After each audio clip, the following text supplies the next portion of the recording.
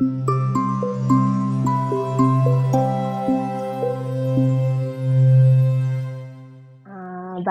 selamat sore, selamat datang, dan terima kasih sudah bergabung dalam webinar parenting kita hari ini dengan tema From Partner to Parents. Seminar parenting ini merupakan value add yang diberikan oleh Kanaan karena Kanaan care, karena Kanaan peduli terhadap pertumbuhan dan perkembangan orang tua siswa, di mana kita bisa sama-sama belajar, bertumbuh dan berkembang bersama-sama, seperti tema Kanaan yaitu Caring for Your Growth. Baik, Bapak Ibu semuanya, jika di seri sebelumnya kita sudah membahas tentang peran ayah, dan kita juga sudah membahas tentang peran ibu. Nah, saat ini kita akan membahas mengenai bagaimana sih peran ayah dan ibu sebagai partner atau parents di tengah-tengah keluarga untuk membimbing atau mendidik anak-anaknya, begitu. Baik, sebelum kita mulai kegiatan kita, Bapak Ibu, kita satukan hati kita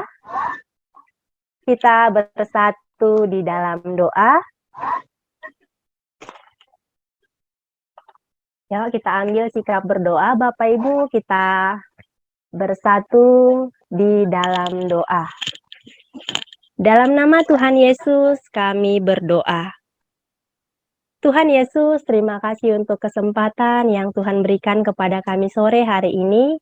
Kami bisa berkumpul di sini Bapa untuk sama-sama belajar, untuk sama-sama bertumbuh dan berkembang. Tuhan, juga kami memohon, biarlah Tuhan yang memberkati narasumber kami hari ini, biarlah Tuhan yang memberkati setiap kata yang akan beliau ucapkan, agar menjadi berkat, agar kami bisa sama-sama belajar dan terus berkembang. Bapa, kami serahkan kegiatan kami dari awal sampai akhir ke dalam tangan-Mu. Kami serahkan kepadamu, kami berdoa dan mengucap syukur. Amin. Baik. Sekali lagi, selamat sore Bapak Ibu semuanya. Terima kasih sudah bergabung di acara parenting webinar kita sore hari ini. Kita akan memulai seminar kita. Izinkan saya untuk memperkenalkan narasumber kita hari ini. Miss Mutiara, boleh tolong bantu share screen. Hansen ya, Miss? Oh iya, Mr. Hansen.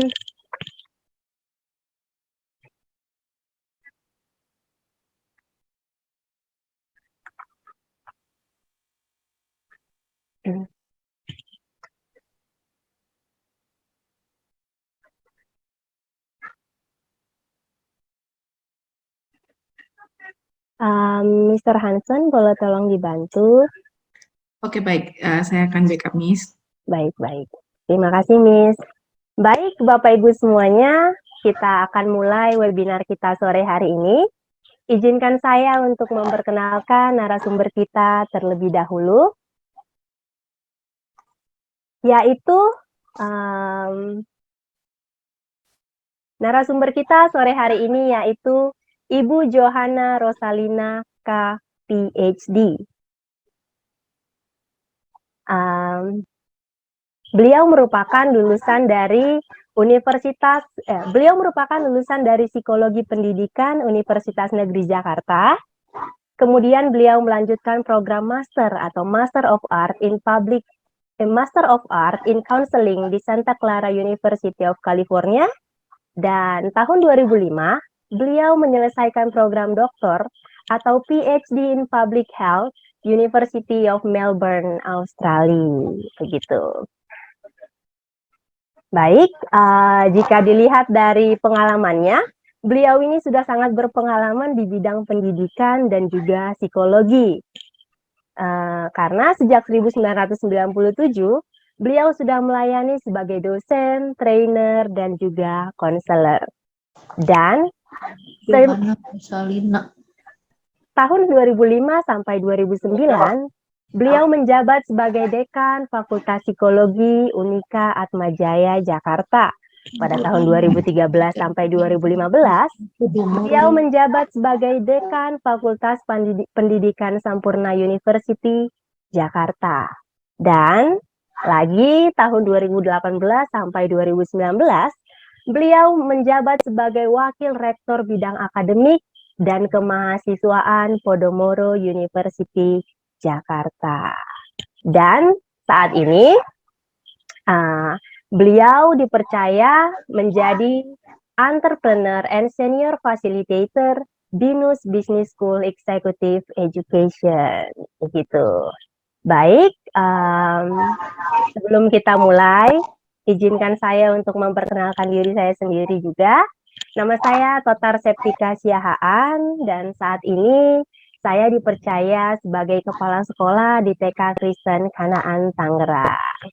Baik, Bapak Ibu semuanya, untuk mempersingkat waktu, kita sambut Ibu narasumber kita sore hari ini, Ibu Johana Rosalina. Halo Ibu Johana. Selamat sore. Selamat sore Ibu. Apa kabarnya Ibu? Luar biasa, baik sekali. Terima kasih. Terima kasih. Baik, untuk mempersingkat waktu, kita persilahkan kepada Ibu Johana, Ibu Rosa untuk memberikan materinya. Tempat dan waktu kami persilahkan. Terima kasih. Terima kasih, Bis Tota. Selamat sore sekali lagi, Ibu Bapak yang saya kasihi, orang tua, parents, papa, mama, mami and daddy ya, dari sekolah-sekolah yang berada di bawah naungan Yayasan Kanaan. Ini tanggal 11 September, hari Minggu, luar biasa. Saya tadi tidak menduga yang datang banyak juga ya, karena udah Minggu, biasanya kan untuk leyeh-leyeh bersama keluarga, terus setelah beribadat ya Bapak Ibu ya. Tapi sore ini izinkan saya berbagi apa yang menjadi topik yang mudah-mudahan menarik, karena buat saya ini menarik sekali, topik yang bersama-sama didiskusikan dengan PIC dari Kanaan, yaitu From Partners to Parents. Jadi kenapa topik ini dipilih? Karena Bapak Ibu, teman-teman, para orang tua sudah mendapatkan pembekalan bagaimana peran ayah, lalu kemudian peran ibu. Nah sekarang ya dua-duanya, karena dua-duanya adalah parents. Tapi nanti saya akan mulai dengan sesuatu yang selalu saya suka, yang saya sebut dengan personal mastery, mencintai diri, memberkati diri. Lalu nanti kita mulai setelah dengan diri sendiri, mencintai diri, pastinya kita mencintai pasangan gitu kan ya, yaitu istri atau suami kita. Karena kita dipercaya menjadi orang tua, maka berikutnya adalah bagaimana kita membantu, membimbing, mendampingi anak-anak yang adalah titipan Tuhan. Betul-betul titipan. Itu yang saya pelajari selama ini ya, kalau dititipkan ya kita lakukan yang terbaik ya, dengan apa yang apalagi dititipkan Tuhan ya, bukan sembarang orang gitu. Nah, Bapak Ibu, saya juga seorang ibu, kami jadi orang tua juga, tapi anak-anak saya sudah besar-besar ya. Yang pertama sudah 26 tahun, sudah bekerja, yang kedua sudah 23 tahun juga sudah bekerja. So, nggak ada hal lain yang selalu saya katakan selain saya bersyukur, karena anak-anak saya luar biasa. Dalam setiap parenting class, Ibu dan Bapak, untuk mungkin mematikan audionya Bapak Ibu supaya tidak mengganggu teman-teman lain. Terima kasih banyak. Jadi selalu saya berprinsip bahwa tidak ada anak yang sulit. Ya, Bapak Ibu mohon diingat, tidak ada anak yang sulit. Mungkin yang sulit adalah kita para orang tua untuk mendidik anak-anak kita. Itulah proses belajar sebagai orang tua. Jadi kita bersyukur, saya sekali lagi memberikan congratulations and welcome untuk semua orang tua di ruang Zoom ini, karena tidak ada School of Parenting. Sayangnya waktu jadi orang tua kita nggak dididik jadi orang tua gitu ya. Tapi School of Parenting-nya adalah seperti ini. Ketika Bapak Ibu menanggapi undangan dari sekolah atau ada dari kelompok, dari komunitas, sharing sesama orang tua, atau baca buku sendiri, baca artikel, dan buat saya itu adalah lebih dari School of Parenting. Jadi sekolah formal penting, tapi menurut saya sekolah yang non formal juga jauh lebih penting. Ya, itu pendahuluannya. So, tadi sudah dikenalkan oleh Miss Topak, nama saya Johanna Rosalina. Please panggil saya Rosa, tapi S-nya satu saja. Sebab kalau S-nya dua nanti saya dianggap penyanyi. Dan saya tidak bisa bernyanyi ya. Bisa sih, cuman kalau disuruh nyanyi nanti saya khawatir pada pulang lagi ya. Nanti tinggal saya sama Miss Topak doang. Oke, ini topik yang akan kita bahas dalam kurun waktu. Saya akan bicara mungkin 1 jam. Lalu mungkin kita punya waktu tanya jawab 30 menit gitu ya. Kalau misalnya selesai lebih cepat, tanya jawabnya juga mungkin lebih panjang ya, karena kita berakhir pukul 18 ya. Bapak Ibu mau beracara dengan keluarga, karena besok pagi kita mulai dengan aktivitas hari Senin. Jadi seperti tadi saya katakan, topiknya kita mulai dengan diri sendiri, yang saya sebut dengan personal mastery. Setelah bisa menguasai dan mencintai diri, biasanya kita punya kemampuan interpersonal mastery. Dalam hal ini dengan partner, dengan istri, dengan suami, pasangan hidup kita, dan berdua, lalu kita menjadi orang tua, gitu ya. Jadi itu sebabnya di bagian kedua, from partners to parents, dan ketiga, gimana caranya pola asuh kita. Baru nanti kita tanya jawab, ya Bapak Ibu ya. Oke, alright. Kita mulai dengan mencintai dan memberkati diri. Saya mulai dengan begini Bapak Ibu. Kita punya kecenderungan gitu ya. Kecenderungan itu apa ya? Ya nggak disadari kadang-kadang. Dan ini saya baca dari bukunya Joel Osteen ya, The Power of I Am. Beliau mengatakan bahwa kebanyakan dari kita tanpa sadar atau bahkan dengan sadar mengutuki diri kita. Saya jelek, saya bodoh, saya nggak beruntung, saya miskin, apalagi saya pendek, jelek. Pokoknya segala sesuatu yang kita bicara, tapi sebenarnya kita sedang mengutuki diri. Nah, itu mengutuki diri, hati-hati Bapak Ibu ya, karena ada hukum yang namanya law of attraction. Jadi, alam semesta ini luar biasa. Apa yang kita pikirkan, itu akan terjadi. Apalagi kalau kita ucapkan. Ini saya nggak main sihir, main sulap loh, enggak loh. Ini scientific base ya, ada dasar sainsnya, metafisika sudah membuktikan itu. Jadi mari latihan untuk berpikir positif, mengatakan hal-hal yang positif, gitu. Nah di dalam Alkitab jelas itu, ada tokoh yang saya suka namanya Joshua and Caleb.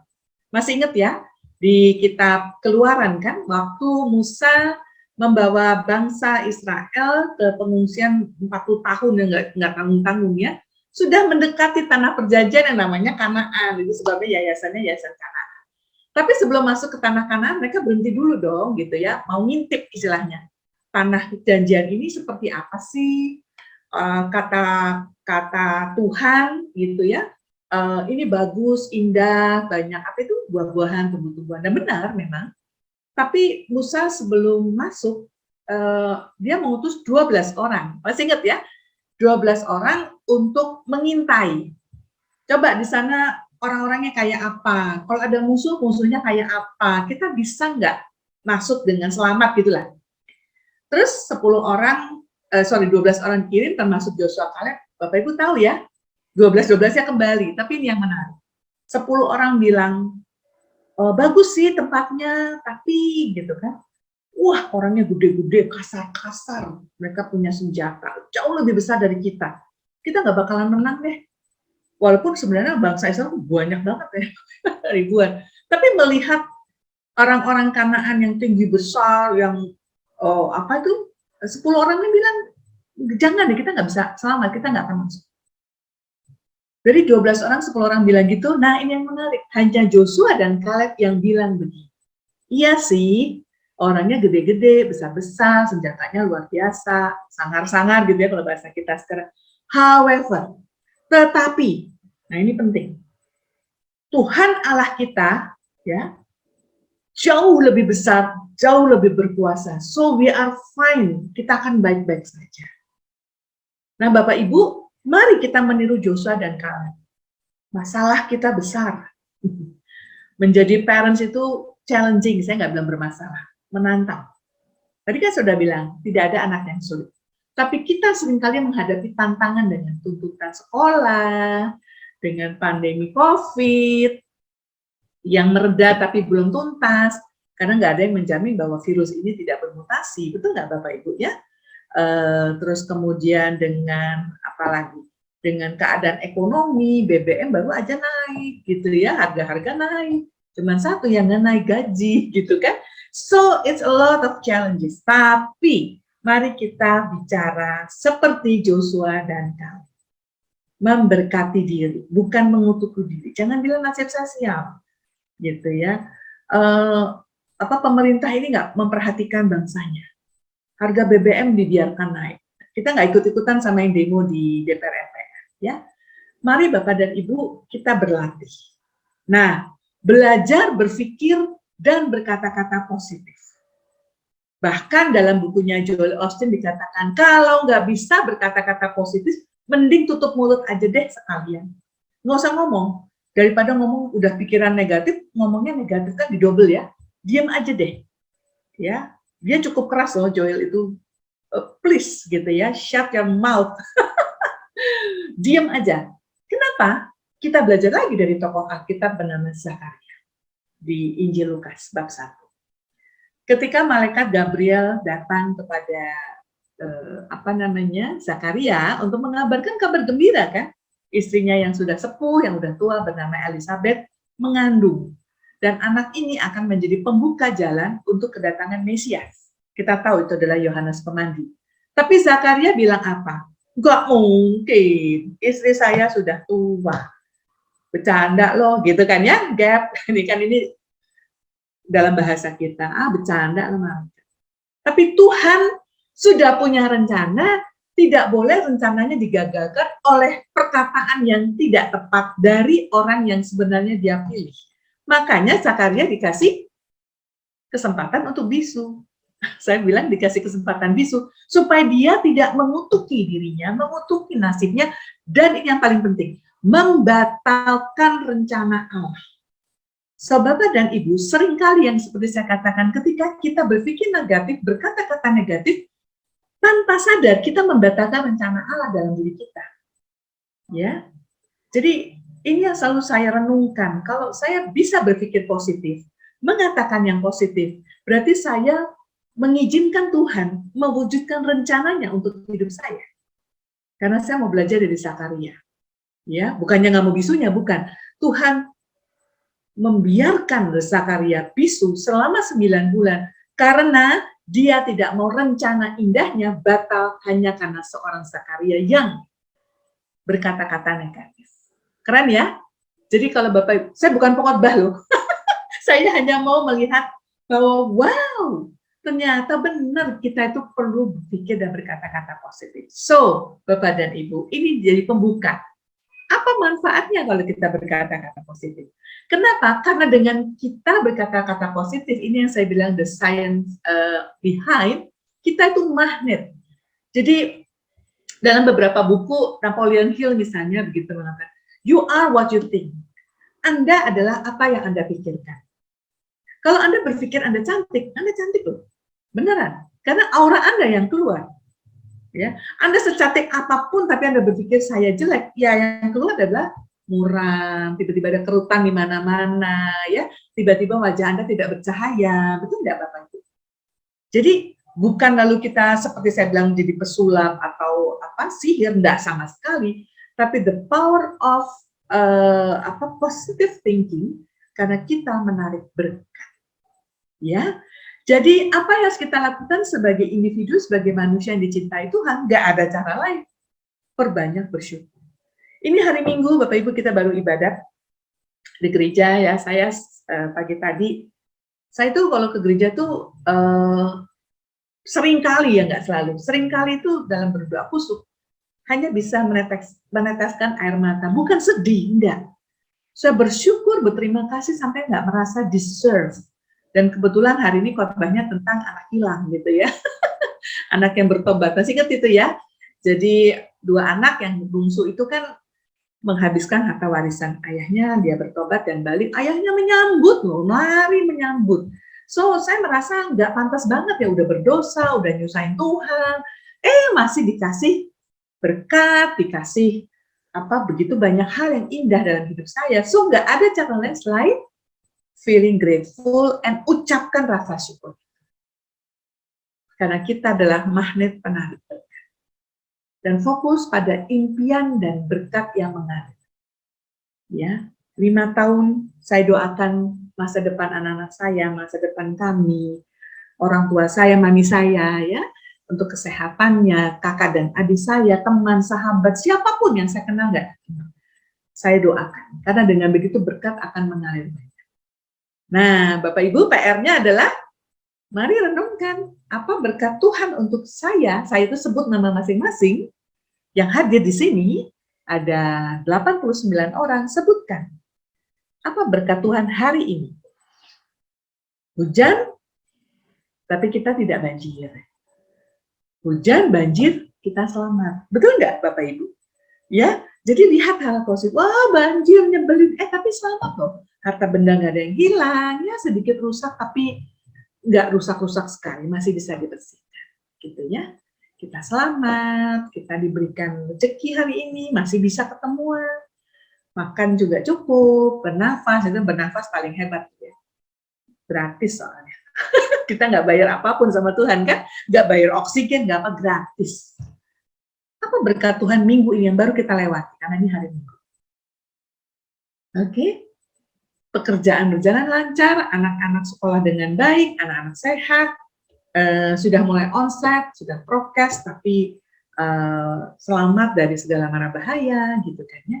Jadi itu Bapak Ibu, terus syukur bulan ini, sekarang tanggal 11 September. Apa yang kita alami selama dari 11 Agustus sampai 11 September.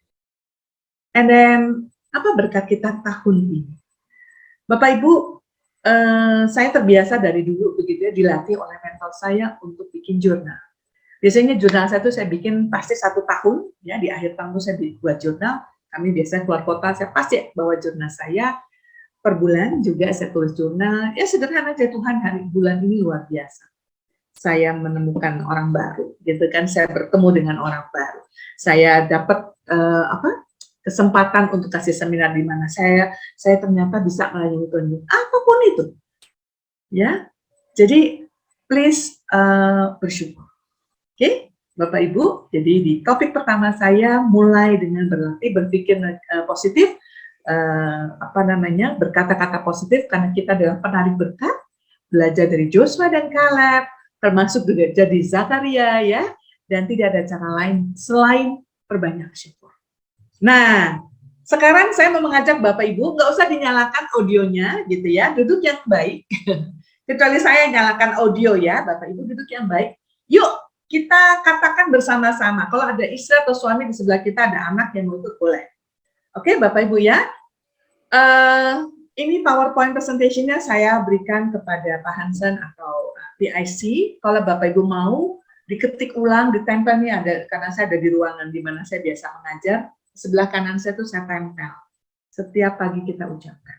Oke? Yuk kita berkati diri kita, Bapak Ibu. Nggak usah dinyalakan audionya, nanti jadi berbalas pantun gitu ya, bergaul. Kita mulai ya. Oke? 3, 2, 1. Saya akan menggapai impian saya. Orang-orang yang tepat ada bagi masa depan saya. Kesempatan-kesempatan yang tepat sedang menghampiri saya. Berkat-berkat sedang mengejar saya. Saya adalah kepala dan bukan ekor. Saya yang memberi pinjaman dan tidak meminta pinjaman. Saya memiliki kepribadian yang baik. Orang-orang menyukai saya. Orang-orang senang berada di sekitar saya. Saya menikmati hidup. Saya memiliki penampilan yang menarik. Saya akan mengatasi rintangan, mengalahkan segala kesukaran. Keadaan berubah demi kebaikan saya. Masa depan saya cemerlang. Anak-anak saya perkasa di bumi. Keturunan saya akan menginspirasi generasi masa depan. Saya berlari mengarah pada tujuan di setiap langkah saya. Hari-hari terbaik saya membentang di hadapan saya. Kemenangan terbesar ada bagi masa depan saya. Saya akan menjadi seperti apa yang Tuhan kehendaki ketika menciptakan saya. Saya akan memiliki apa yang Tuhan tetapkan untuk saya miliki. Karena saya telah ditebus Tuhan dan saya mengatakan hari ini. Oke? Perasaannya apa Bapak dan Ibu memberkati diri? Perasaannya kalau saya sih happy gitu ya, karena kita sedang memberkati diri kita. Nah, ingat tadi ya, kalau kita mengatakan hal negatif, yang keluar adalah hal negatif. Tapi kalau kita berpikir positif dan melatih diri untuk memberkati diri setiap hari, maka hidup kita akan diberkati oleh Tuhan.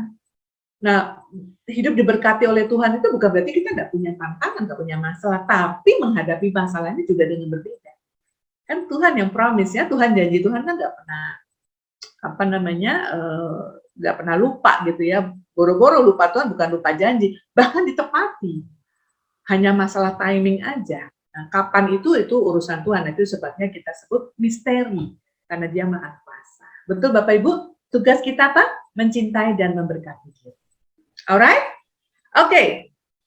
Nah, di Ulangan 28 ayat 1 dikatakan, jika engkau berjalan di dalam jalan Tuhan, keinginan terbesarmu hanya menyenangkan hati Tuhan, maka semua berkat akan mengejar dan mendapatkan. Berkat itu bukan uang, Bapak Ibu.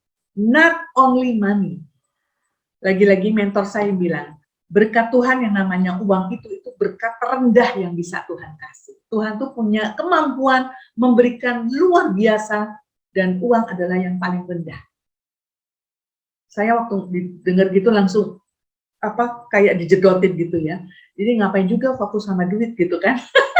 Karena itu paling rendah yang Tuhan mau kasih itu jauh lebih besar dari uang. Artinya kita pasti dicukupkan kok. Kan Tuhan bilang di Yeremia, ya, janjiku, I promise gitu kan ya, adalah memberikan damai sejahtera. Percaya aja. Damai sejahtera bukan rancangan kecelakaan.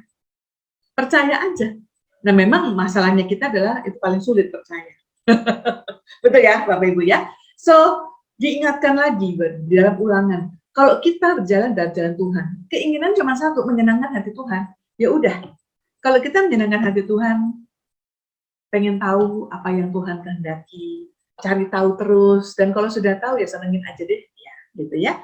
Jadi dalam hal ini impian Tuhan untuk kita itu jauh lebih besar dari impian kita sendiri.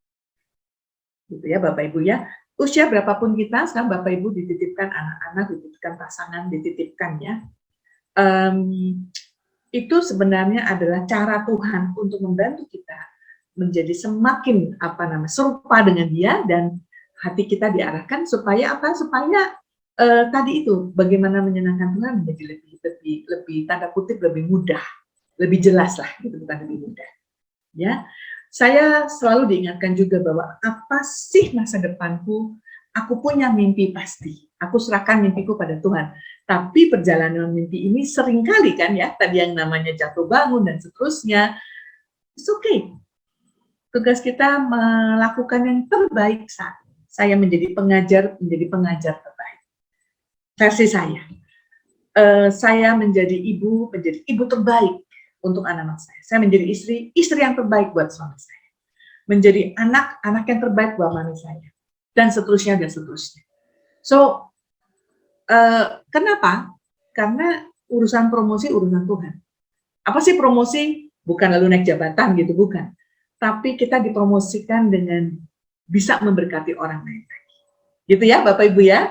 Jadi, itu kira-kira yang saya bisa sampaikan di sesi 1 ya, singkat tapi mudah-mudahan membantu belajar untuk mencintai dan memberkati diri. Nah, karena kita sudah mampu belajar untuk mencintai dan mengasihi diri kita, memberkati diri kita, maka sekarang adalah bagaimana kita ditugaskan oleh Tuhan untuk melihat kiri dan kanan orang-orang di sekeliling kita yang lagi-lagi karena rencana Tuhan itu dititipkan menjadi bagian dari kehidupan kita. Ya, Bapak Ibu dititipkan suami yang baik, dititipkan istri yang baik, dititipkan anak-anak yang luar biasa, maka sekarang kita tidak sendirian lagi. Seperti yang Tuhan juga minta. Nggak baik manusia itu sendirian, baiklah berpasang-pasangan, nih aku kasih pasanganmu, gitu ya, dari turang terus. Jadi bukan dari kepala, bukan dari kaki. Nah, mari Bapak Ibu kita belajar. sebagai pasangan yang bahagia, sebagai orang tua bahagia, menjadi role model anak, ternyata itu visi dari sebuah couple. Kok sebuah? Ya, sepasang. Gimana ngomongnya? Visi dari pasangan gitu ya. Kalau kita menjadi couple, pasangan suami istri, visinya cuma satu. Sebagai orang pribadi bahagia, sebagai pasangan bahagia, sebagai orang tua bahagia, dan hasilnya gitu ya, anak-anak bahagia. Kalau Bapak Ibu tanya sama anak-anak, apa sih yang membuat kamu bahagia? Jawaban anak-anak yang polos adalah, kalau ngeliat papa mama bahagia, nggak berantem, ya berantem boleh tapi jangan di depan anak, gitu ya. Namanya juga dua kepala, beda kan? Boleh-boleh saja berbeda, dan harusnya memang berbeda, kalau enggak kita jadi sama terus juga nggak seru ya kalau saya bilang gitu ya. Tapi bagaimana menyikapi perbedaan ini, itu jauh lebih penting.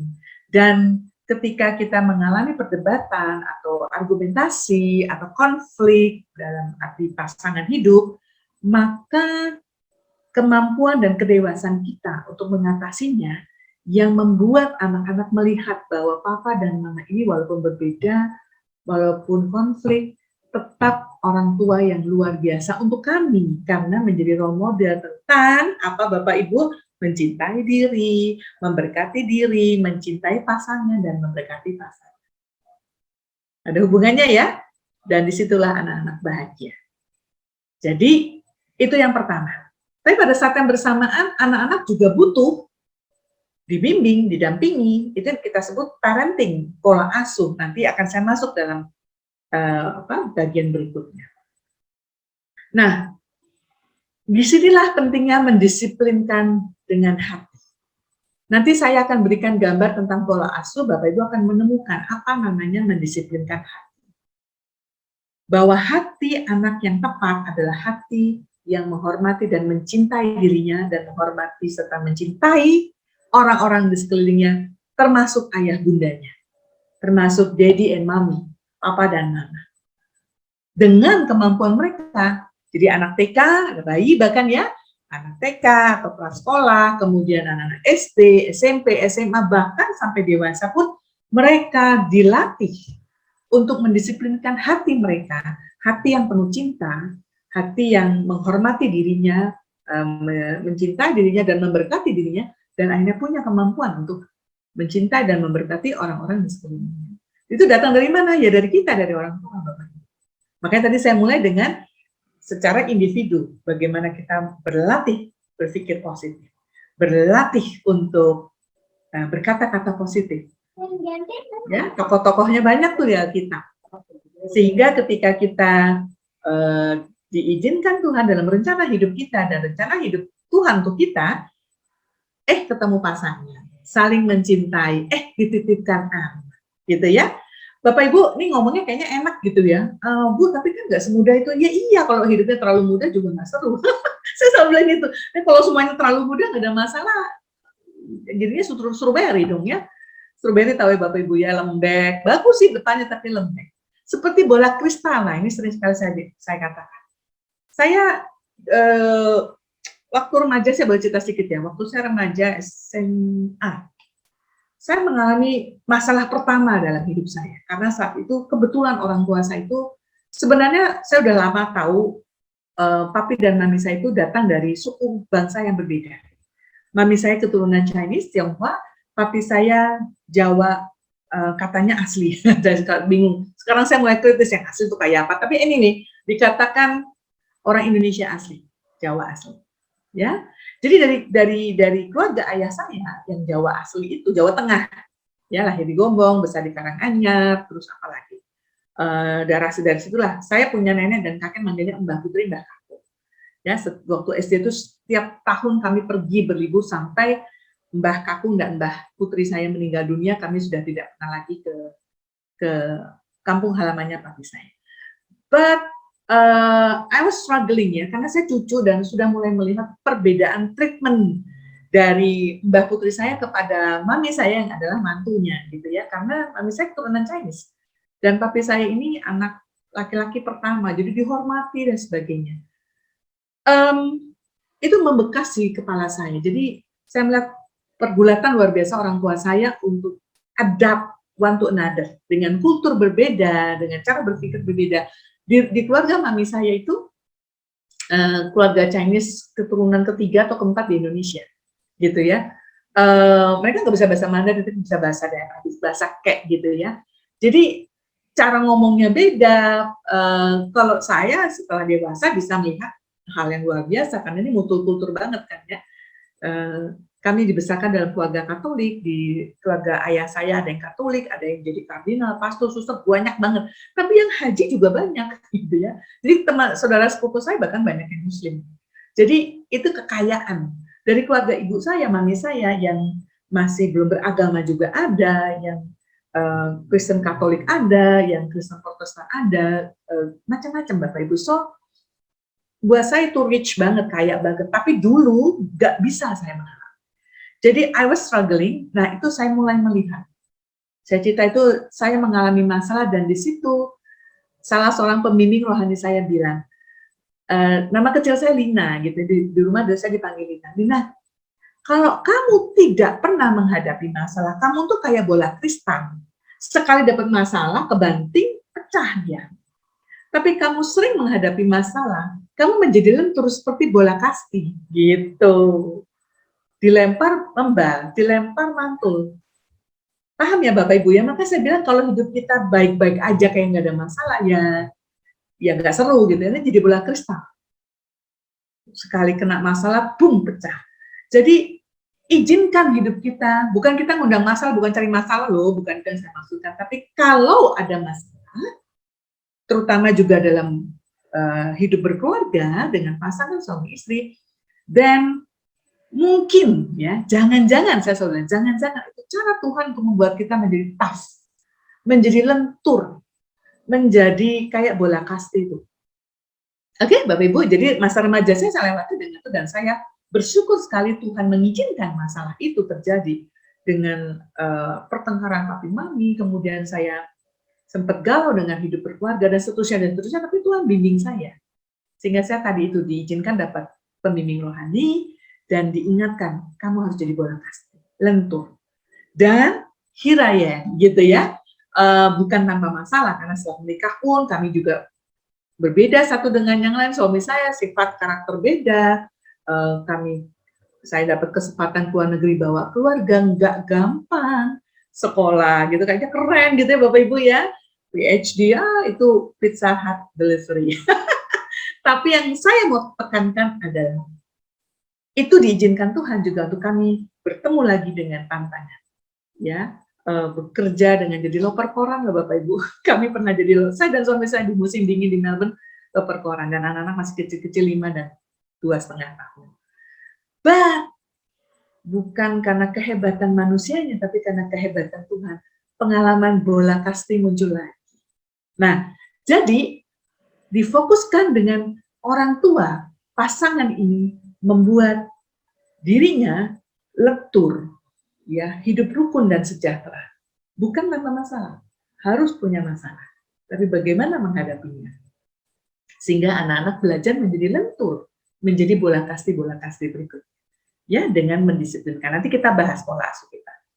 Nah, sebagai pasangan, ada satu buku yang menarik, nanti saya jelaskan bukunya, namanya His Needs and Her Needs, dari seorang konselor di Amerika Serikat yang menulis buku ini berdasarkan pengalaman dia bertemu dengan 500 pasangan.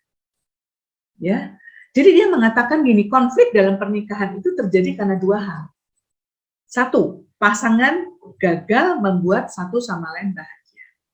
Gagal.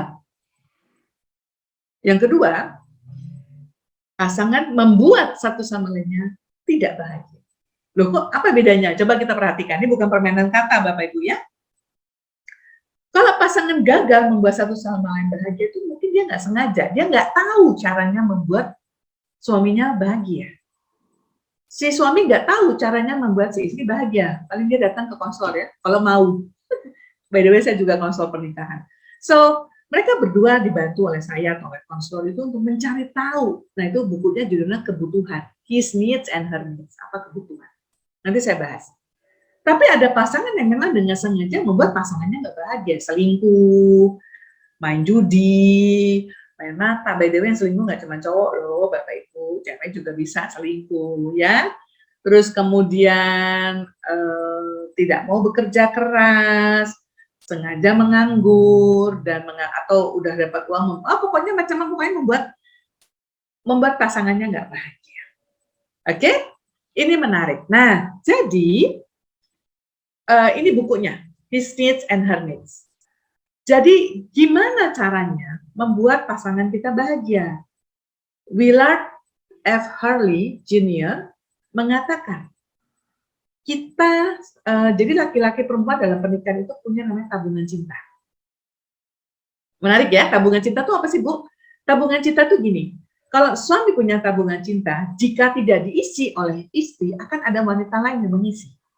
Maka istri harus tahu tabungan cinta suami itu kebutuhan suami. Sebaliknya, istri juga punya tabungan cinta, maksudnya cuma suami punya, ya istri juga punya. Nah, kalau suami tidak mengisi, ada pria lain yang mengisi. Ya, jadi kadang-kadang perselingkuhan itu katanya gitu ya. Kalau menurut saya sih banyak karena keputusan yang salah.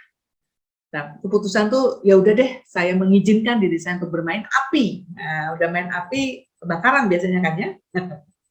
Jadi saya berprinsip jangan pernah main kalau Anda tidak mau kebakaran. Ya, tapi juga ini yang tadi saya katakan, kadang-kadang pasangan itu gagal membuat kita bahagia, membuat pasangannya bahagia. Jadi gimana caranya? Yuk kenali kebutuhan pasangan. Kebutuhan suami dan istri berbeda. Istri membutuhkan communication, membutuhkan compassion, membutuhkan kasih sayang. Gitu ya, makanya dia senang sekali diajak ngobrol. Dia pengen punya suami yang bertanggung jawab. Bertanggung jawab itu bukan berarti jungkir balik nyari duit sendirian, enggak. Tapi paling tidak menjadi pemimpin. Seperti di Alkitab kan. Tapi di zaman sekarang, Bu, zaman now, istri boleh kerja. Ya boleh lah, saya juga istri bekerja gitu ya. Bukan untuk mengalahkan suami, bukan. Untuk mendukung, mendampingi. Dan kalau dipilih menjadi breadwinner pun dengan kerendahan hati, terima kasih. Saya dipilih menjadi breadwinner. Puji Tuhan, terima kasih Tuhan. Tetap menghormati suami, ya. Dan suami memiliki kebutuhan untuk apa, gitu ya? Kebutuhan fisik dan kebutuhan ditemani, kebutuhan dihormati, diakui. Jadi Bapak dan Ibu, silakan nanti baca bukunya ya. Saya nggak tahu ada dalam bahasa Indonesia apa enggak, tapi saya punya versi lamanya gitu ya. Dulu saya pernah kasih satu seminar khusus hanya untuk ini, tapi sekarang tidak. Ini hanya untuk saya perkenalkan, ya. Oke. So, setelah jadi partner, jadi parents gitu kan? Jadi parents terus gimana Bu Rosa? Jadi parents itu ya, kalau saya bilang jeng jeng jeng jeng, ini dia. Bapak Ibu boleh lupa apa yang saya katakan dari awal. Tapi halaman ini nggak boleh lupa. Ya, silakan dipotret, tapi saya mau jelaskan. Saya setiap kali memberikan parenting class, ini bagian favorit saya. Karena saya pun tetap belajar.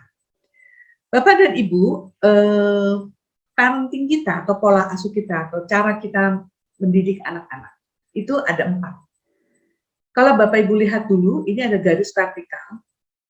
Ini adalah garis yang memberikan gambaran tentang kontrol. Jadi sebagai orang tua, kita melakukan kontrol. Yang dikontrol apa aja? Perilakunya, bukan karakternya. Kita tidak mengutak-ngutik karakter anak. Kita mengutak-ngutik perilaku anak. Karena itu diubah, dikontrol dengan baik. Jadi kalau ke atas kontrolnya bagus, ke bawah tidak ada kontrol. Oke? Yang horizontal, ini adalah kehangatan.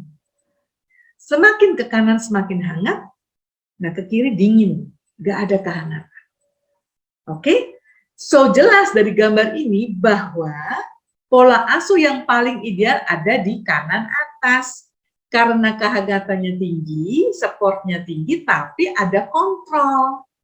Gitu. Namanya otoritatif atau demokratis. Lihat kata kuncinya Bapak Ibu. Kata kunci pertama adalah enabling, memampukan. Saya selalu memberikan contoh ini. di rumah kami usahakan untuk tidak ada kata tidak bisa. Yang ada adalah belum tahu caranya. Jadi anak saya 2, perempuan laki-laki, yang perempuan bernama Ica, yang laki-laki bernama Glenn. Waktu Glenn masih ya SMP gitu ya, kalau saya sama Ica sering masak bareng Bapak Ibu ya, Sabtu atau Minggu masak. Terutama waktu COVID kemarin kami seru banget, karena nggak ada pilihan ya masak. Nah, Glenn saya minta bantuan, ya. Jadi saya panggil Dek, bantu Mama yuk potong brokoli, bikin salad. Nggak tahu dia bilang, nggak tahu. Bukan nggak tahu, dia bilang nggak bisa, gitu ya. Pertama dia bilang nggak bisa. Lalu saya mulai mengatakan, bukan nggak bisa Dek, tapi kamu belum tahu caranya. Iya, gimana caranya? Mari, Mama tunjukin. Saya beri contoh. Potong brokoli pokoknya dengan membersihkan, kasih air panas segala macam, terus dipotong dada. Terus saya serahkan satu bombol ke dia. Sekarang Dede yang potong. Pertama gede-gede Bapak Ibu, ya nggak apa-apa ya. Yang satu sudah sekian ratus kali potong brokoli, ini baru pertama kali kan, jadi nggak bisa di-compare ya. Please perhatikan ini, tidak untuk meng-compare, tidak untuk membandingkan. Jadi biar dia berproses. Memampukan artinya membuat dia berproses dari nggak bisa jadi bisa. Dari motong brokoli gede-gede jadi kecil, dan akhirnya malah bisa bikin salad sendiri, bikin spaghetti sendiri gitu. Itu contoh yang paling mudah. Enabling, memampukan.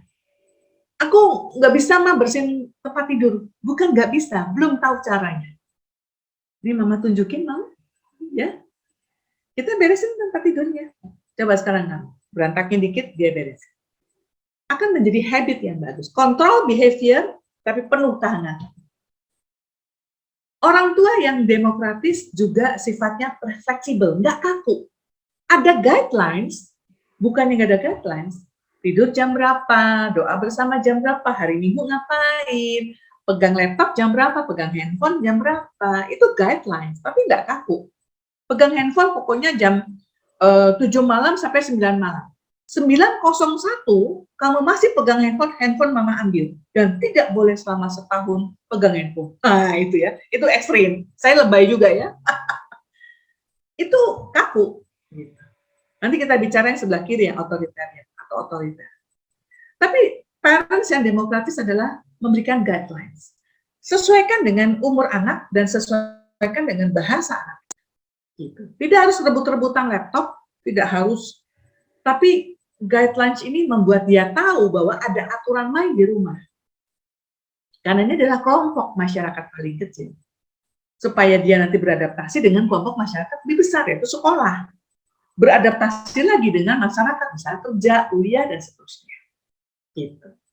Asertif. Orang tua demokratis asertif. Bukan agresif, gue pokoknya menang, lu kalah. Atau pasif, gue kalah, lu menang. Ya, asertif itu win-win. Ya, I'm okay, you are okay. Nanti saya coba kasih tips tentang I mindset ya setelah slide ini. Self regulation. Jadi anak-anak bisa ngatur dirinya sendiri, bisa tahu akhirnya bangun jam berapa. Karena ada guidelines tadi. Konsekuensi dia tanggung kalau bangun kesiangan, misalnya makan paginya udah habis sama kakaknya, bubur udah habis gitu ya. Itu Bapak dan Ibu. Fleksibel demokratis, ya. Nah, ke kiri kontrolnya ada dan tinggi, tapi tidak ada kehangatan alias dingin. Makanya orang tua yang otoriter itu kaku. Because I said so. Kenapa Mah begitu? Pokoknya karena memang begitu. Karena kamu anak mama dan kamu tinggal di rumah ini. Sejauh kamu mau tinggal di rumah kamu gitu, bla bla bla. Anaknya mulai kayak waduh, kayak penjara ya, Mama. Ya kalau kamu gak ngikutin, kamu dihukum. Hukumannya macam-macam. Hukuman fisik, hukuman mental. Jadi yang dikontrol bukan lagi perilaku, tapi karakter kamu. Kamu memang bodoh, kamu tuh memang bandelnya nggak karu-karuan. Dan semua kata-kata yang keluar tadi, ingat Bapak Ibu di sesi saya yang pertama. Bagi anak itu adalah proses belajar untuk dia merekam who am I dari orang terdekatnya namanya orang tua. Ibu terus bilang, Bapak terus bilang anak kamu bodoh, ya, bahkan nanti lebih sadis lagi gitu ya, kamu tidak berguna, dia rekam loh itu. oh saya bodoh, saya tidak berguna, memang saya jelek. Terus dia rekam. Di sekolah ketemu sama teman-teman yang membuli dia. Dilalahnya gitu kan. Karena dia berpikir negatif, ya saya bodoh. Jadi dia tidak menarik berkat, dia menarik masalah. Dilalah ketemu guru yang nggak ada di Kanaan ya. Guru yang membodoh-bodohi dia. Udah jadi bodoh beneran. Gitu maksud saya. So, ini lingkaran yang nggak perlu terjadi dan tidak perlu kita mulai. Makanya tadi di awal saya katakan, how kita blessing ourselves, memberkati diri, mencintai diri. Karena kita mencintai anak kita. Nah, pola asuh ini kita belajar untuk menjadi orang tua yang memberkati anak. Jadi kalau kita otoriter, kita kaku, because I said so, karena mama bilang gitu, harus ikut, obey. Ya, bukannya di demokratis gak obey loh. Dia patuh karena ada guidelines, karena dia mencintai dan menghormati kita. Kalau yang di otoriter, dia melakukan karena takut. Karena ada punishment. Kalau gue nggak lakukan, gue dihukum sama papa. Nah, Bapak dan Ibu, saya bukan anti hukuman. Tapi saya memilih untuk tidak menghukum. Saya mendisiplinkan hatinya. Bukan mendisiplinkan sekedar perilaku lalu dengan hukuman. Supaya saya ditakuti sebagai orang tua. Ya, sama dalam Alkitab sering dikatakan, jadilah anak yang takut pada Tuhan. Tapi takut dalam hal ini buat saya pribadi adalah karena kita respect and love Him so much, love God so much. So, apa yang saya lakukan jangan sampai membuat hati Tuhan terluka. Bukan karena takut dihukum Tuhan, sehingga saya lakukan itu dengan ketakutan nanti Tuhan marah. Tuhan itu a loving Father, ya, a loving Father. Jadi bagaimana ayah dan ibu yang adalah Bapak Ibu sekalian di seminar ini menjadi loving parents. Karena kalau kita otoriter, kita menjadi orang tua yang ditakutkan anak. Nah, Bapak Ibu, ini ilmu lain ya, teori lain dalam stress management. Manusia atau individu yang dalam tekanan itu responnya biasanya ada tiga F. Ingat-ingat ya. Fight. Yang pertama, dia agresif. Dimarahin, dia marah balik. Karena dia fight. Karena itu proteksi dirinya, itu perlindungan alamnya. Atau flight, melarikan diri, mengundurkan diri, kunci kamar, diam, nangis. Nggak bisa ngomong, nggak tahu mau ngomong apa. Nggak mau ngomong bahkan, malas ketemu papa. Lihat papanya dia kabur, lihat mama dia kabur. Dimarahin papanya, dia minta uang sama mama. Dimarahin mamanya, dia minta uang sama papanya. Atau dua-duanya marah tuh sama dia minta sama oma. Nah, itu ya, flight, melarikan. Atau freezing. Jadi blank. Semakin marah, semakin blank. Ayo jawab dong, kemana saja kamu? Blablabla gitu ya. Jadi makin nggak bisa jawab, freezing. So, tiga-tiganya nggak sehat. Oke, Bapak Ibu ya.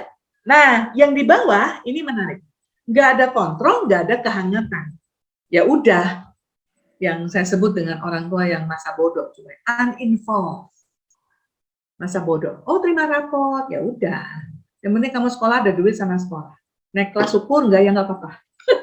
Nanti terima rapot mbak yang ngambil, suster yang ngambil, supirnya. Ya, ada nggak Bu Rosa? Ada. Nggak usah disebut dari sekolah mana. Ada orang tua seperti itu.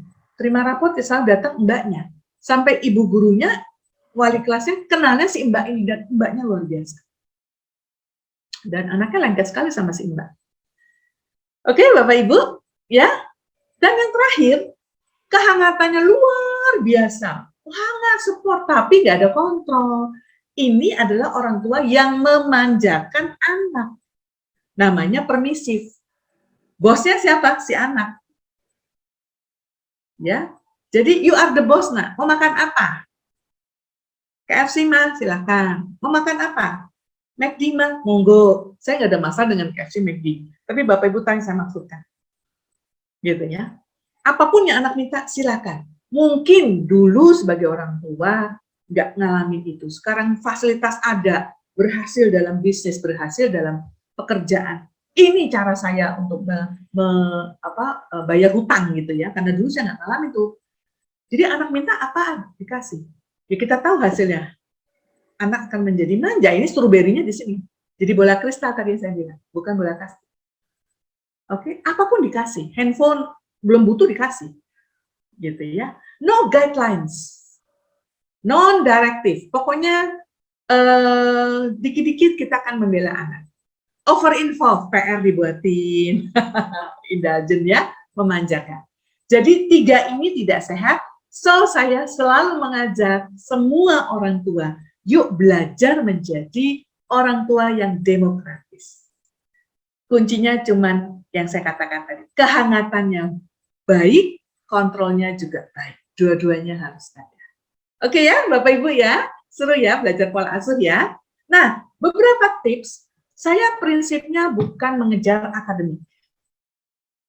Waktu SD, sejujurnya saya nggak pernah belajar. Saya bandel Bapak Ibu, lari sana, lari sini, mau ulangan bacanya komik.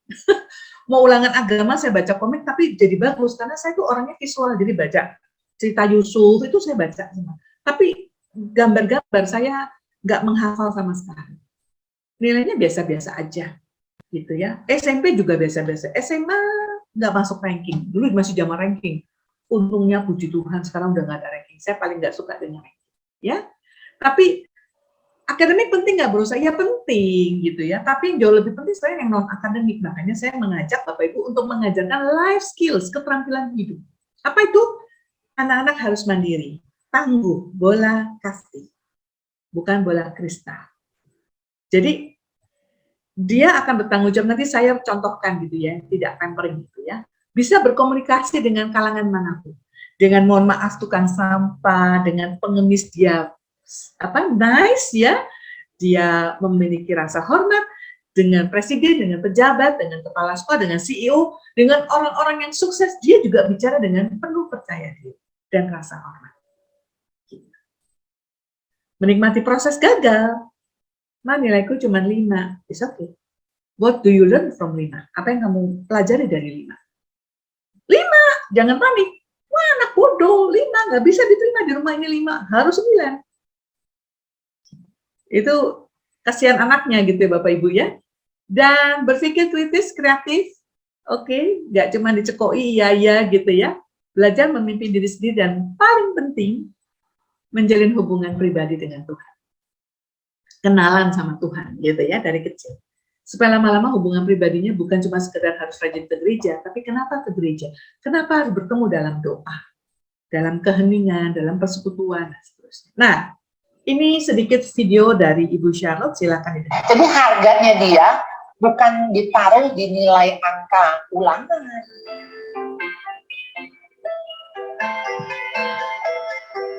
Gambaran diri yang positif harus diawali dari penerimaan, self-acceptance.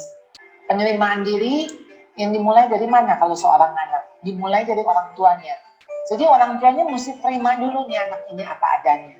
Kan bukan lagi soal pintar, bukan lagi soal pencapaian. Jadi harganya dia bukan ditaruh di nilai angka ulangan. Bukan ditaruh di wajahnya yang cantik. Tapi berharga itu karena memang engkau berharga buat mama. Mungkin buat orang lain nggak berharga. Nggak masalah. Buat mama, kamu berharga sekali. Begitu dia bisa menerima, maka akan menolong anaknya juga menerima diri apa adanya. Nah, kalau self-image-nya positif, maka juga memiliki self-esteem yang baik. Harga diri juga yang positif. Baru bisa diikuti dengan confidence dari si anak. Karena kalau gambar dirinya udah rusak, berarti kan self-esteem-nya rendah. Dia merasa diri nggak layak, dia merasa diri gagal, jelek. Jadi begitu dia self-esteem-nya rendah, dia juga dengan orang lain juga akan mengkritik, akan gampang sekali untuk memberontak. Nah, ini ada masalah nanti di dalam pola perilaku di kemudian hari. Menarik ya Bapak Ibu ya. Jadi Bu Charlotte atau ini teman baik saya dari SMP. SMP sekelas, satu sekolah, SMA sekelas, satu sekelas, kemudian kami berpisah, beliau ke IPA, saya IPS, kuliah ketemu lagi di IPA. Jadi teman baik saya Ibu Charlotte, saya panggil Ibu Lunci. Penting untuk menerima anak unconditionally. Jadi unconditional love atau cinta tanpa syarat itu adalah nggak masalah kamu dapat F, nggak masalah kamu dapat 5, kamu tetap anak mama. Tapi bagaimana kita belajar sebagai orang tua untuk membantu dia menerima dirinya, memiliki gambaran diri yang bagus, tadi ya, mencintai dan memberkati diri, mengatakan hal-hal baik tentang anak, sehingga dia juga menjadi percaya diri. 5 itu adalah angka, tapi dia berusahanya gimana supaya bisa dapat 6 dan 7. Ya puji Tuhan dapat 7, bukan 7-nya, tapi usahanya yang kita. Tuh nak, ternyata luar biasa usaha kamu. Hasilnya 7. Karena anak-anak yang memiliki kepercayaan diri yang baik, penghargaan diri yang baik, nggak usah ditanya Bapak Ibu, nggak usah dikhawatirkan, dia akan berprestasi kok. Percaya sama saya. Karena waktu tadi saya katakan saya punya masalah kepercayaan diri gitu ya. Saya 3 perempuan, saya merasa diri titik buruk rupa dibandingkan dengan kakak dan adik saya, kagak pintar dibandingkan kakak saya. Saya menjadi tidak menjadi utuh dalam mengembangkan diri saya. Saya selalu mencari tahu apa sih yang saya suka, apa sih.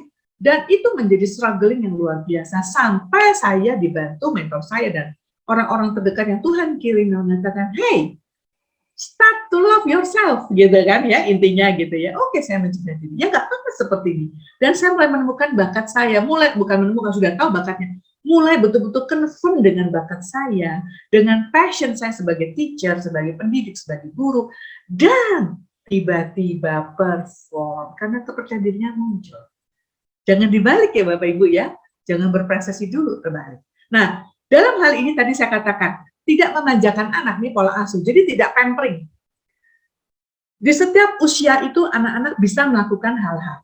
Ambil tanggung jawab penuh, ambil tanggung jawab. Saya beri contoh. Suatu saat Glenn, sorry ya Glenn melulu yang dikasih contoh. Glenn itu teks saya malam-malam, 9:30 malam, rumah kami di Duren Sawit, cuman belok ke kanan tuh udah jadi Rawamangun. Rawamangun itu tempat 24 jam fotokopi, ya. Nah, Glenn ini teksnya tentang apa? Mah, besok aku diminta untuk membawa kertas HVS 1 rim. 9:30 malam. Wah, kaget kan saya. Terus suami saya tanya, kenapa? Tunggu sebentar ya, Pak. Tadi kenapa sepanjang hembuskan? Jadi, dalam keadaan singkat itu saya tanya, ini kapan dikasih tahu, Dek? Udah minggu lalu sih.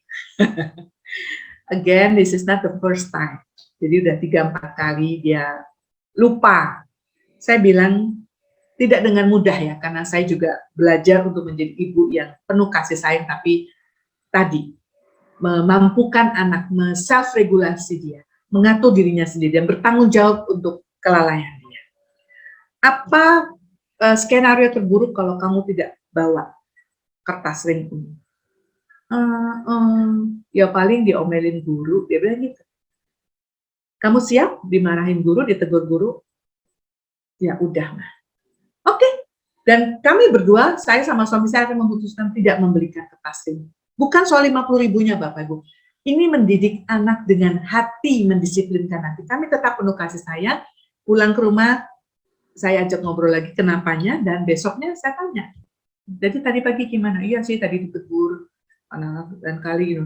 Jadi itu yang mau saya katakan. Ada beberapa orang tua tanya, Bu, anak saya masuk WA group, tapi nggak pernah tahu tugas-tugas di WA group.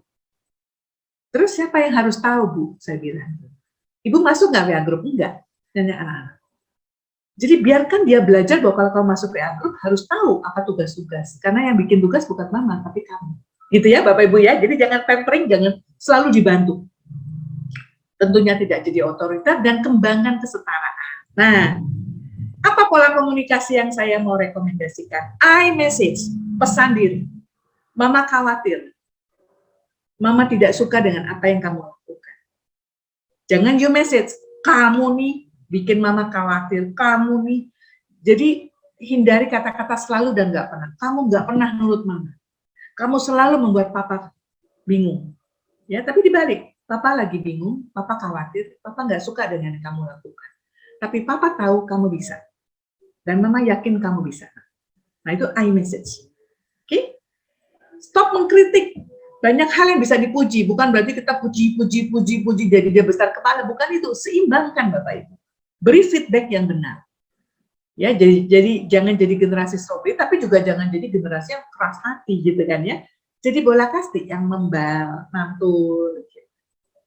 Jadi Bapak Ibu biasakan ngobrol, bincang-bincang. Thanks to COVID, selama pandemi setiap Sabtu malam kami kumpul keluarga, main nonton YouTube, main monopoli, main dum, macam-macam lah begitu ya, main sama anjing kami setiap Sabtu, sehingga mereka merasa ada yang rindu untuk ketemu dengan kami. Ya, pulang gereja tentu masih ngobrol. Mumpung anak-anak belum punya pacar, anak-anak gede-gede. Saya selalu bilang, nggak ada kewajiban, tapi ikatan ini yang kami bina, gitu Bapak Ibu. Apakah anak main sama temannya? Iya, ini anak saya lagi main sama temannya, gitu ya. Jadi mereka punya kemandirian, mereka punya ruang gerak, tapi kita juga punya ikatan sebagai keluarga. Dan tentunya doa bersama. Supaya apa, Bapak dan Ibu, supaya anak kita nggak kayak gini, mbaknya pulang, dia telepon. Mbak, kapan pulang? Aku agak kurang cocok dipegang mama. Ini masa lebaran ya Bapak Ibu ya. Biasanya ibu-ibu muda mulai panik ketika pembantu tidak pulang. Karena apa ya? Karena tadi tergantung. Bukannya kita nggak butuh pembantu. Saya punya pembantu, tapi pembantu nggak nginep gitu ya. Udah lama nggak punya pembantu. Sejak anak kecil-kecil. Oke Bapak Ibu, kita akan tanya jawab. Ini yang mau temenan dengan saya di Facebook atau IG, silakan. Oke, saya kembalikan ke Ibu Miss Totar, silakan kita ngobrol-ngobrol lagi. Baik, terima kasih Bu Rosa untuk pemaparannya. Berikutnya kita akan buka sesi tanya jawab dan kita sudah memilih beberapa pertanyaan dari Bapak Ibu semuanya. Jika ada yang mau bertanya, silakan Bapak Ibu boleh chat di chat Zoom. Seperti itu, nanti kita akan pilihkan beberapa pertanyaan, begitu.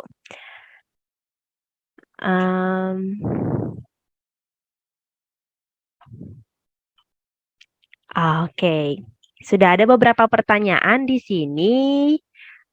Ibu Rosa, saya boleh bantu bacakan pertanyaan yang pertama.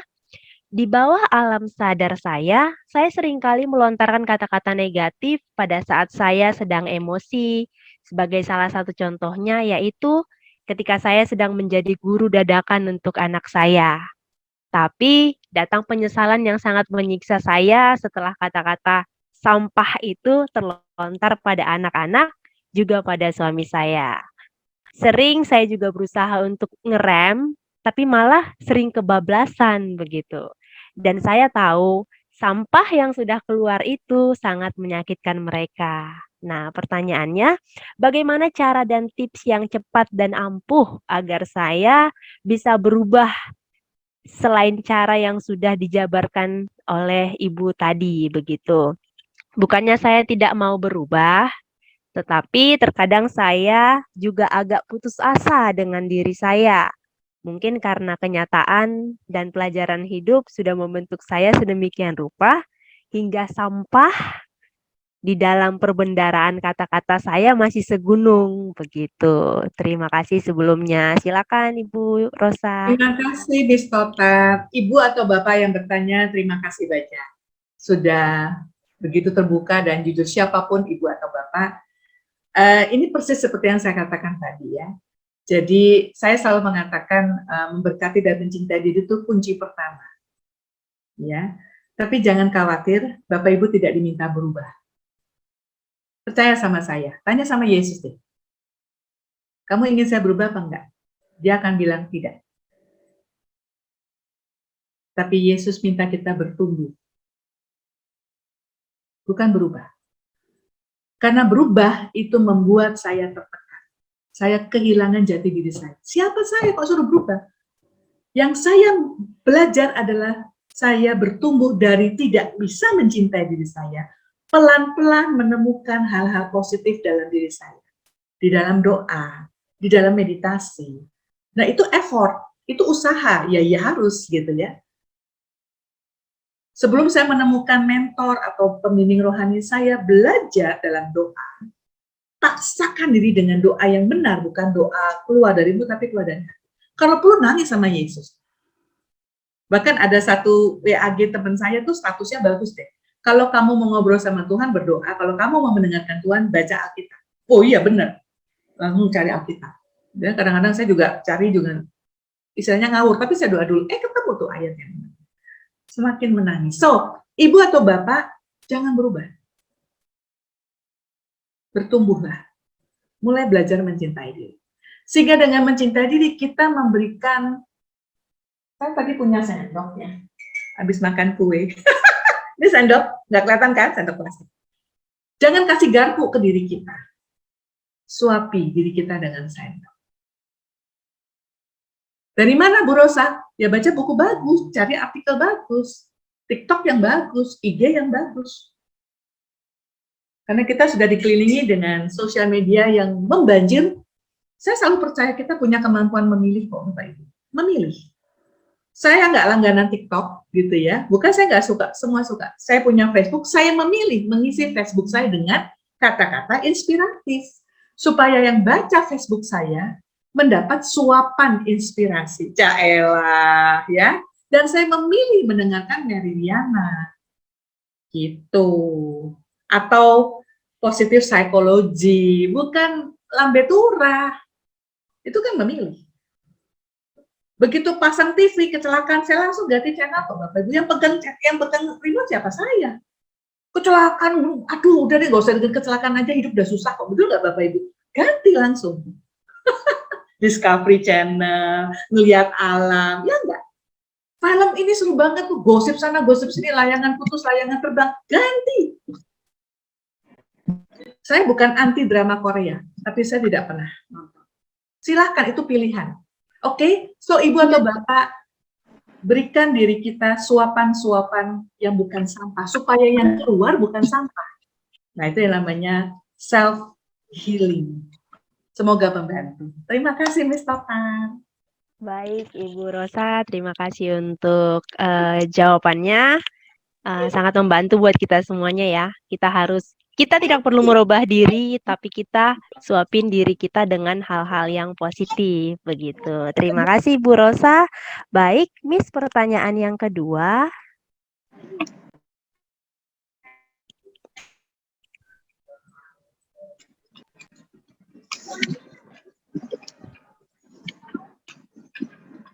Baik, untuk pertanyaan yang kedua, bagaimana mengajarkan anak remaja untuk mengendalikan emosinya? Terkadang saat emosi, dia menyakiti dirinya sendiri. Baik, Ibu Rosa, mohon tanggapannya. Jawaban singkatnya adalah, mari ngobrol dan jadi sahabat mereka. Karena mereka menyakiti dirinya, jadi anak remaja itu punya kok kemampuan berkomunikasi. Masalahnya dilatih atau tidak.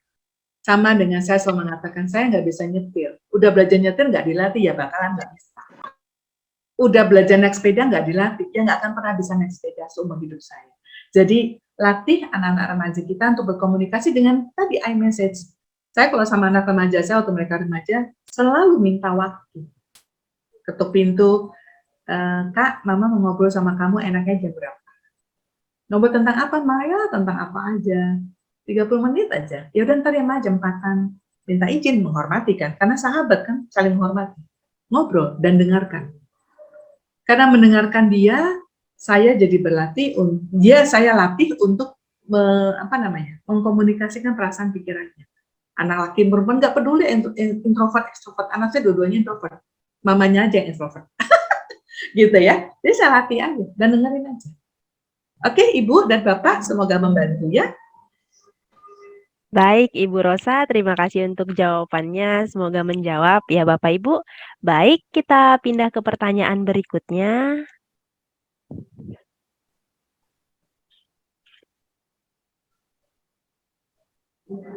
Oke, kita ke pertanyaan yang ketiga. Seberapa sering kita harus bermain dengan anak? Lebih penting quality atau quantity atau keduanya? Bagaimana Ibu Rosa? Ini kayaknya Ibu atau Bapak yang jawab sudah tahu jawabannya. Ini mah udah tahu lah jawabannya ya pastinya ya. Quantity itu kan jumlah ya. Bermain dengan anak tujuannya untuk apa? Untuk supaya Bapak Ibu ada di depan dia. Itu kan quantity ya. Jadi sering sama anak main tapi tidak ada kualitinya. Ya paling ideal sih ya kuantitinya sering tapi juga kualitasnya bagus gitu ya Bapak Ibu ya. Jadi nggak ada excuse buat orang tua yang nggak punya waktu karena kerja atau berbisnis Sehingga dia bilang, aduh Bu, saya nggak ada waktu untuk main 1 jam, 2 jam, tapi permainan yang menarik gitu ya, ngobrol. Seperti tadi saya bilang, anak-anak saya udah mulai sibuk dengan kuliah dan sebagainya, saya juga kerja, suami saya juga. 2 jam aja setiap minggu loh. 2 jam per minggu, ya. 2 jam per minggu, bukan 2 jam per hari. Berkualitas tuh gitu. Tapi kalau punya waktu 2 jam per hari gimana Bu? Monggo. Ya, semoga membantu. Silakan Ibu Tata. Baik, terima kasih Bu Rosa. 2 jam per minggu ya Ibu ya. Itu saya. Dari 24 kali 7 jam yang kita punya, hanya meluangkan 2 jam tuh harusnya bisa ya Bapak Ibu ya. Terima kasih Bu Rosa. Kita ke pertanyaan berikutnya.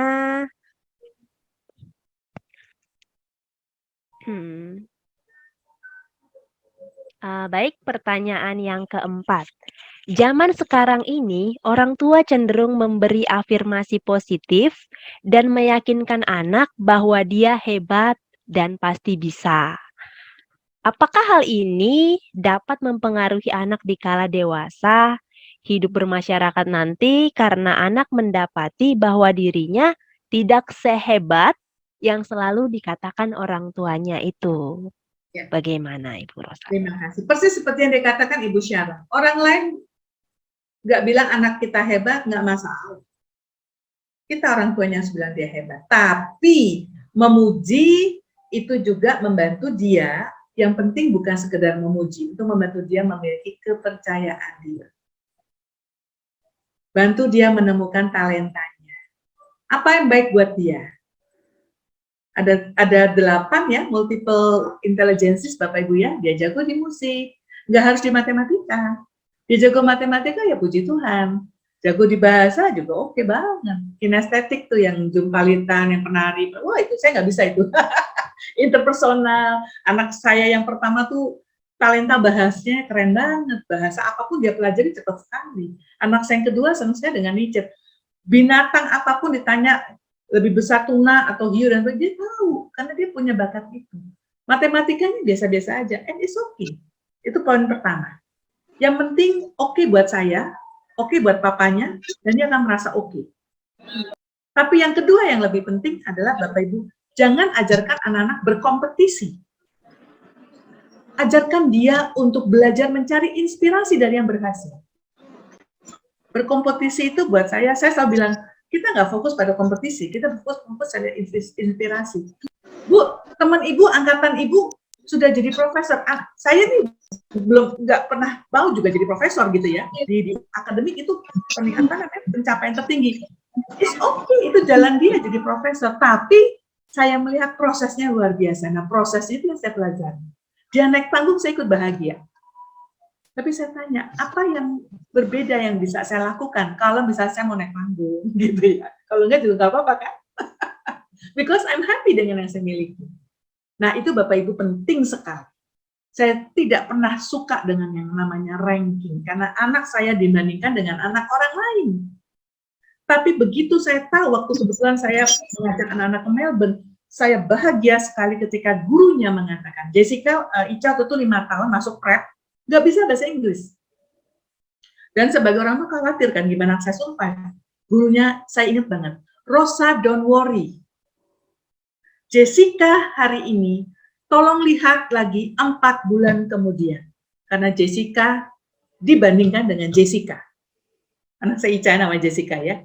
Jadi waktu saya terima rapot 4 bulan kemudian, Jessica was dulu, sekarang Jessica is. Bahasa Inggrisnya boom, keren banget. Bukan dibandingkan dengan teman-temannya yang bule-bule itu. Langsung saya dapat poinnya. Jadi saya tidak pernah mau membandingkan anak saya dengan orang. Tapi saya bandingkan dia day by day, itu namanya progress. Gitu, semoga membantu. Terima kasih. Silakan, Miss Totar. Baik, terima kasih Bu Rosa. Semoga menjawab Bapak Ibu semuanya. Pertanyaan berikutnya.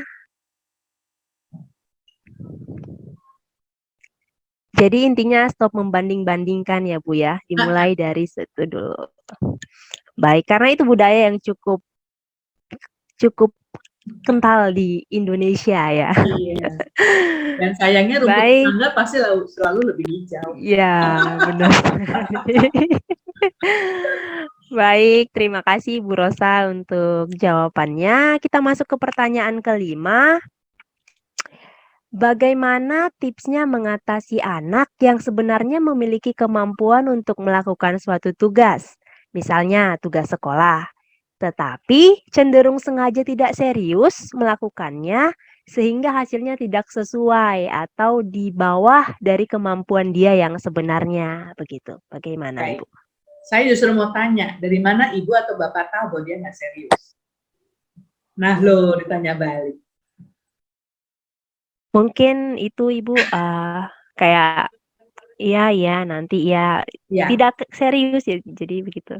ya, saya mengerti sekali. Jadi pertanyaan ini sebenarnya mencerminkan bahwa bapak dan ibu mari jadi sahabat. Bertanya, bukan mempertanyakan.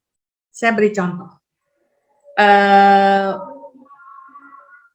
Kelas 2 SMA itu kelas berapa ya? 11 ya? Kelas 11. Jadi waktu Glenn kelas 11, midterm, mid semester, terima rapor kan orang tua nggak dipanggil. Jadi cuman anak-anak dibagikan rapor. Saya di kantor, suami saya kebetulan di rumah, Glenn pulang, kebakaran raportnya. Kebakaran. Dari 11 mata pelajaran, 5 merah. Yang 2 itu yang nggak boleh merah. Terus suami saya katanya udah ngobrol sama Glenn, terus kemudian saya ditelepon, terus pokoknya ntar malam kita ngobrol ya. Tapi sebelum ngobrol sama Glenn, kita berdua kompak dulu. Yang pertama, kita tidak pernah memarahi. Bukan berarti anak tidak diberi feedback, lain beda. Nah, saya mempraktekkan iMessage. Jadi kami duduk bertiga setelah makan sudah santai, terus kita mulai dengan Glenn. Boleh tahu nggak perasaan kamu apa terima rapor ini? Dengerin perasaan anak, tidak menduga-duga. Dan dia bilang, kecewa, sedih, takut nggak naik kelas. Good. Dah, sekarang pertanyaan berikutnya. Menurut Dede, perasaan papa mama gimana? Dia diam, mungkin mama sedih juga, kecewa juga sama Dede, dan mungkin mama juga khawatir. Betul sekali. Mau ketemu kan, hati sama hati ketemu, udah. Setelah itu mudah. Betul deh, dan saya mulai dengan MSF. Mama khawatir, mama kecewa, mama sedih, karena mama tahu potensi kamu tidak seperti ini. Nah, itu tadi, Bu. Jadi kita lihat potensi dia berapa. Lalu pertanyaan berikutnya adalah, what's next? Apa yang mau kamu lakukan lebih baik dari sebelumnya? Apa yang mau kamu lakukan lebih baik dari sebelumnya? Dia mulai membuat rencana. 1, 2, 3, dia pasang semua goal. Pertanyaan terakhir paling penting. Apa yang papa mama bisa bantu? Ingetin aja, Mah. Ingetin ya, Pak ya. Oke. Jadi dengan begitu Bapak Ibu, anak-anak jadi, dia tahu kok. Dia tahu. Kalau dia salah. Nah, tadi dikatakan potensi dia segini. Bapak Ibu bantu dia mengenali potensinya di sini, tapi dia masih di sini performance-nya. Gimana ini gap-nya? Tanya dia, menurut kamu apa sih bakat kamu? Apa sih yang menjadi kekuatan kamu? Di mata pelajaran apa kamu kuat? Di mata pelajaran apa kamu kurang baik? Gitu. Jadi botolnya dia ini nih, botol minum, yang penuh itu di matematika botol penuhnya dia 8. Di geografi botol penuh dia cuma 7. Jadi kita nggak harus mengharapkan dia 8. Gitu Bapak Ibu. Paham ya maksud saya? Kenali talenta. Itu sebabnya tadi saya katakan di awal, jadi parents itu belajar banyak juga dari buku, dari artikel, cari multiple intelligences, teori gitu ya. Oke, itu dari saya. Mungkin satu lagi, Miss Total, silahkan.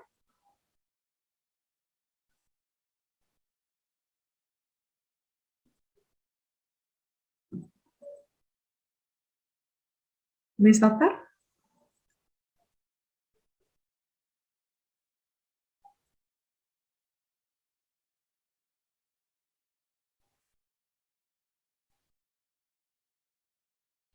Oke, baik, saya akan support Miss Totar. Untuk pertanyaan ke-6, semasa pandemik, anak saya full Zoom dan saat sekolah Zoom, kami tahu dia bisa melakukan yang diminta, tetapi ketika sudah sekolah onsite, ternyata dia belum bisa beradaptasi dan belum bisa mengikuti instruksi dari guru di sekolah. Bagaimana cara kita mensupport dia agar bisa lebih fokus dan berkembang lebih positif? Begitu, Ibu Ya. John. Mirip jawaban saya dengan pertanyaan tadi, Ibu dan Bapak. Jadi kunci mendidik anak adalah komunikasi. Dan komunikasi kuncinya bukan menasehati, bukan menginterupsi. Kunci dari komunikasi adalah mendengarkan dan bertanya dengan tepat. Bertanya. Jadi bertanya itu seperti tadi saya, gimana perasaan kamu? Menurut kamu gimana perasaan papa mama? Gitu ya. Itu pertanyaan kedua. Dua pertanyaan kan? Yang ketiga, apa yang mau kamu lakukan lebih baik dari kemarin? Dan yang terakhir, apa bantuan papa mama yang kamu butuhkan? Simple Bapak Ibu. Ya, jadi saya bilang simple karena apa ya? Karena memang saya nggak mau membuat masalah jadi kompleks. Saya membantu anak-anak saya untuk dengan bertanya dia berpikir, dia mengoptimalkan kemampuan berpikir dia, dan pada saat itu saya mendengarkan, oh jadi Dede juga sedih, kamu khawatir. Jadi saya ulang itu untuk meyakinkan dia bahwa mama listening, mama dengerin loh, gitu. Nggak cuma mantuk-mantuk gitu ya, bukan. Oke, Bapak dan Ibu, jangan khawatir, semua ini butuh latihan. Tidak bisa langsung cep gitu. Tapi yang tadi saya katakan school of parenting tidak ada. Saya juga belajar menjadi orang tua, jadi jatuh bangun gitu istilahnya ya Bapak Ibu ya, nggak selalu langsung bisa begitu. Alright. Mungkin satu lagi terakhir, Bapak dan Ibu, silakan, Miss Tota, atau monggo. Baik, Ibu Rosa, terima kasih. Maaf sebelumnya saya ada masalah dengan koneksi. Kita pertanyaan terakhir ya, Miss ya. Halo. Ya oke, Miss. Tadi sudah pertanyaan terakhir ya, pertanyaan keempat. Oke, baik. Oke. Terima kasih Terima Ibu kasih sekali nih. Rosa untuk jawabannya. Semoga menjawab dan membantu kita semuanya, Bapak Ibu ya, dalam mendidik anak-anak kita begitu. Baik. Miss Tota, boleh satu hal terakhir yang saya mau sampaikan ke Ibu Bapak sekalian. Boleh, Ini silakan. sebagai penutup. Ibu. Jadi Miss Totar, Bapak dan Ibu sekalian, sekali lagi mau saya tekankan bahwa yang pertama tidak ada anak yang sulit. Yang ada adalah kita yang terus belajar untuk membantu mendampingi mereka. Ingat itu baik-baik, karena kalau kita tahu anak kita tidak sulit, tidak bermasalah, maka kita menghadapi setiap masalah dengan sukacita. Terima kasih Tuhan ada masalah. Disinilah kesempatan saya bertumbuh, bukan berubah, bertumbuh. Ya, saya dan suami dan saya, gitu kan ya. Yang kedua, fokus pada progression, bukan perfection. Jangan pernah menuntut anak untuk perfect, 9. Karena saya juga bukan ibu yang perfect, bukan ibu yang sempurna, istri yang sempurna jauh, benar-benar jauh. Tapi fokus pada progression-nya. Ternyata aku bisa ngomong lebih lembut. Ternyata aku tidak harus bentak-bentak lagi. Ternyata aku lebih ramah dengan diriku. Nggak kasih garpu atau pisau, tapi ngasihnya sendok. Karena aku juga baca buku-buku yang menginspirasi. Gitu ya, Bapak Ibu. Dan yang terakhir, tidak membuat anak berkompetisi, tapi carilah inspirasi. Ini bukan permainan kata-kata ya, tapi memang seperti itu. So, sukses. Bapak Ibu, ini yang ikut pada serius semua, kenapa ya? Padahal saya udah ketawa-ketawa dari tadi ya. Ketawa.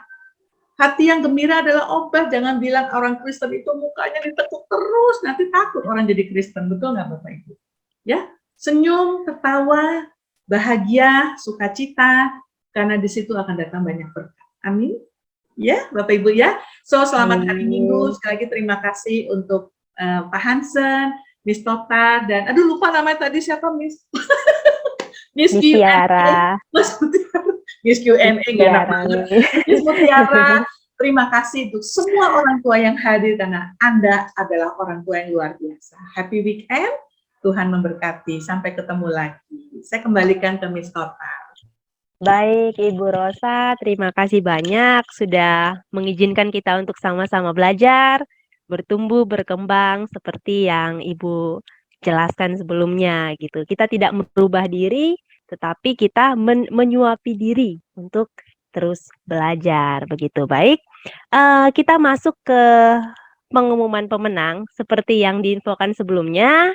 Akan ada 6 pemenang, akan ada door prize untuk 6 pemenang. Dan kita akan umumkan pemenangnya. Boleh tolong ditampilkan, Miss?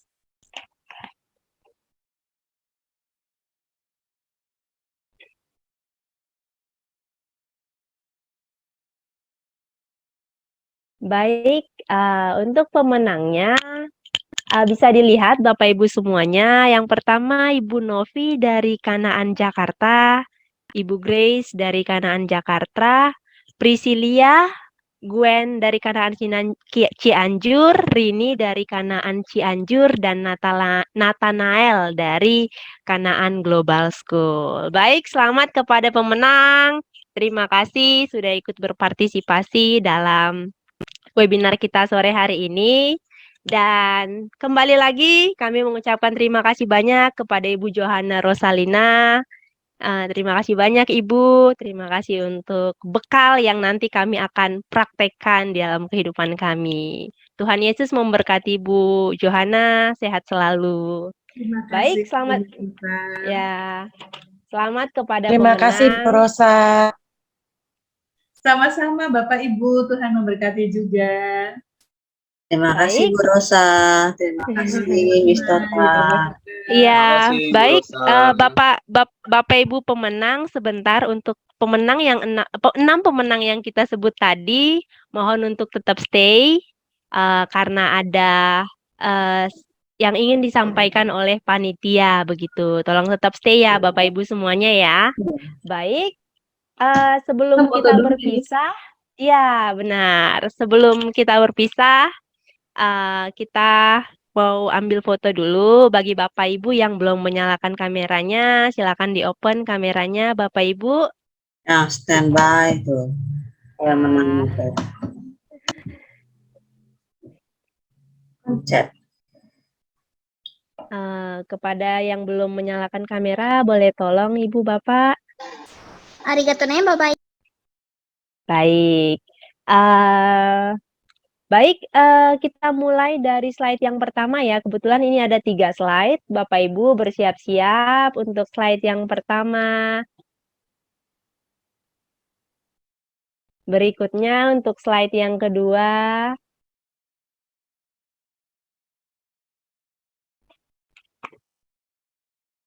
Dan untuk slide yang ketiga juga. Cheese. Baik, terima kasih Bapak Ibu semuanya. Sebelum kita berpisah, saya mau mengucapkan terima kasih kembali kepada Bapak Ibu semuanya. Dan setelah ini akan ada webinar series yang ke-6. Jika ini yang ke-5, maka nanti akan ada series yang ke-6, tentunya tidak kalah menarik dengan ini. Oleh karena itu, mari kita terus bersama-sama belajar menjadi orang tua yang lebih baik sesuai dengan kehendak Tuhan. Baik, Bapak Ibu semuanya, kita tutup webinar kita dengan doa. Kita tutup webinar kita dengan doa. Kita bersatu di dalam doa. Dalam nama Tuhan Yesus, kami berdoa. Tuhan Yesus, terima kasih untuk setiap bekal, untuk setiap pelajaran yang kami dapatkan dari Ibu Rosa. Terima kasih untuk sharing yang sudah beliau sampaikan. Biarlah Tuhan izinkan kami untuk menyimpan bekal tersebut Bapa, untuk kami terus sama-sama belajar, untuk kami terus sama-sama berkembang dan bertumbuh, untuk membekali diri kami atau mengisi diri kami dengan kata-kata yang positif, dengan berkat yang selalu kami terima, dengan selalu mengucap syukur. Bapak, kami juga berdoa kepada Ibu Johanna Rosalina.